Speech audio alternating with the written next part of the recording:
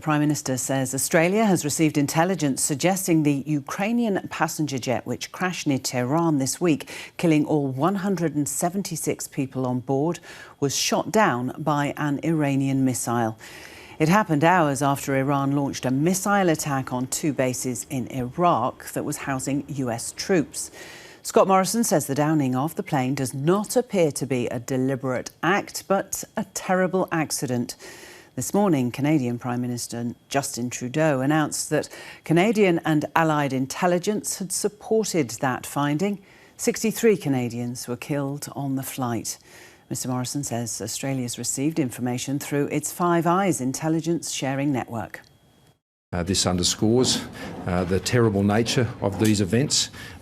All of that intelligence as presented to us today does not suggest an intentional act, and that is the basis of the information that has supported the comments I have made today.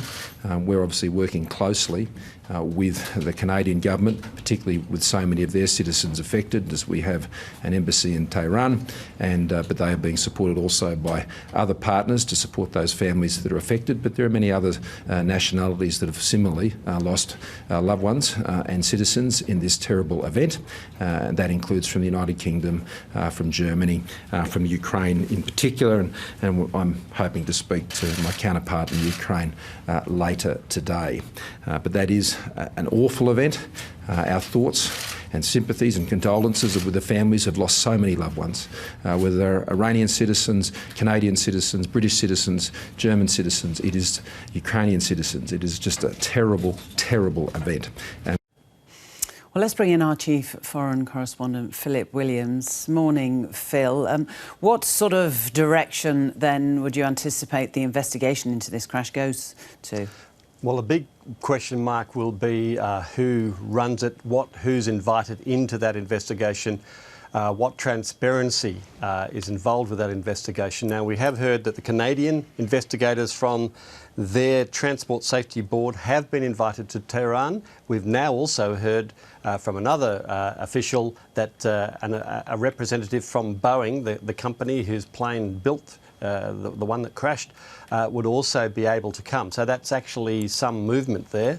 And it then remains to be seen as how closely those investigators will be able to examine the site and whether there is any evidence of, for example, a Russian-made Tor M1 missile, which is a common surface-to-air missile that would be in service in that sort of theatre. And then whether they can join those dots and whether they'd be allowed to do that. So there are all those questions of access. Ukrainians will be involved in there. The Iranians have made it clear that those who have lost nationals, that they would be able to send representatives to this inquiry. So that's, on the face of it, a good, transparent possibility, but it is just a possibility at the moment. We don't know. With the Iranians vehemently denying that they have shot this plane down, accidentally or otherwise, it would seem that that would be a big loss of face to then turn around and admit or present evidence that's verifiable that would prove otherwise. So we've got a long way to go. Phil, the Prime Minister, Scott Morrison, keen to stress that his belief is that it was looking like it was unintentional. Why is that important? Well, it's important, and that, by the way, replicates President Trump's opinion and stated opinion that that whatever it is, it looks accidental, because they don't want to ramp this up.